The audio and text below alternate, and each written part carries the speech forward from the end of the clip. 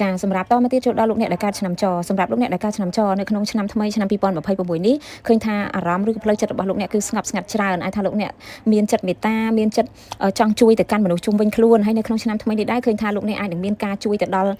ពាក់ព័ន្ធជាមួយនឹងសត្វចាអាចមានការជួយទៅដល់សត្វចិញ្ចឹមអីផ្សេងអីចឹងណាឬក៏បងចំនួនក៏អាចមានកណ្ឌិតមួយចង់ទិញសត្វចិញ្ចឹមមកចិញ្ចឹមក្នុងផ្ទះអីចឹងទៅដើម្បីដូចថាបានគ្នាអញ្ចឹងណាចាហើយសម្រាប់ពាក់ព័ន្ធនឹងរឿងលុយកាក់ឃើញថាតំណែងលុយកាក់របស់លោកអ្នក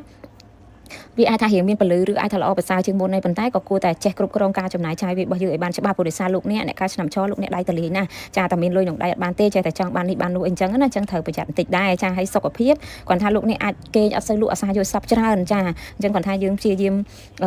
អាចថាមុនគេងអីចឹងណាអាចរកអីដែលថាហូបឲ្យងាយក្នុងការគេងទៅដើម្បីកុំឲ្យរំខានដល់ដំណេករបស់យើងណាចាហើយសម្រាប់ពាក់ព័ន្ធជាមួយនឹងរឿង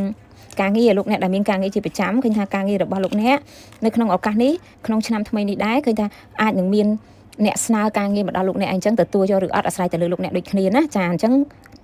នៅក្នុងឆ្នាំថ្មីនេះមិនថាការងារបែបណាទេបើសិនជាមានឱកាសទទួលយកបានលោកអ្នកត្រូវតែធ្វើណាដើម្បីជាគេហៅថាឱកាសល្អទៅថ្ងៃខាងមុខទៀតចា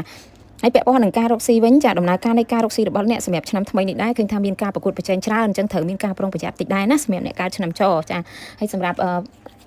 ពាក់ព័ន្ធនឹងផ្ទះដែលលោកអ្នកស្នាក់អាស្រ័យជាប្រចាំនៅក្នុងឆ្នាំថ្មីនេះដែរគឺលោកអ្នកបើសិនជាអាចកុំព្យាយាមរុះរើណាជាពិសេសការដំស្វានអីដែលមានភាពរង្គោះរង្គើនៅក្នុងផ្ទះគឺកុំឲ្យសោះព្រោះដោយសារអីអាចថាអ្នកថែរក្សានៅផ្ទះលោកអ្នកគឺគាត់ស្រឡាញ់ពេញចិត្តនៅអ្វីដែលយើងធ្វើប៉ុណ្ណឹងឯងកុំព្យាយាមកែប្រែអីទៀតអញ្ចឹងណាចាហើយសម្រាប់លេខដំណើរចាការធ្វើដំណើររបស់អ្នកសម្រាប់ឆ្នាំថ្មីនេះគឺថាការធ្វើដំណើរអាចមិនសូវជាល្អទេអញ្ចឹងបើកបអីហ្នឹងលោកអ្នកត្រូវប្រយ័ត្នបន្តិចដែរណាចាហើយចុងក្រោយ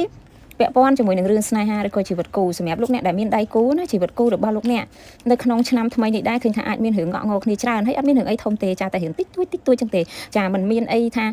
ជារឿងធំទេគ្រាន់ថាយើងអាសាអន់ចិត្តគ្នាអីចឹងណាហើយសម្រាប់បងដែលកំពុងមានបំណងចង់មានបុត្រធីតាហ្នឹងក៏អាចមានអ្នកមកចាប់កណើតដែរសម្រាប់អ្នកកើតឆ្នាំចណាចាហើយចុងក្រោយរឿងដែលលោកអ្នកគួរប្រុងប្រយ័ត្នបំផុតចាគឺលោកអ្នករៀងប្រយ័ត្នមួយសត្វចាអាចមានរបួសគ្រោះថ្នាក់ដោយសារសត្វដែរហើយចាចុងក្រោយមួយទៀតគឺ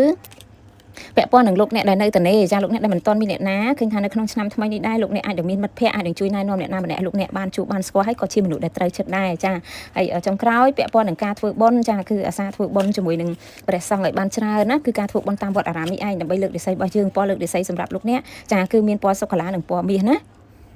ចាហើយសម្រាប់លេខសំណាងរបស់លោកអ្នកដែរចាគឺមានលេខ29ណា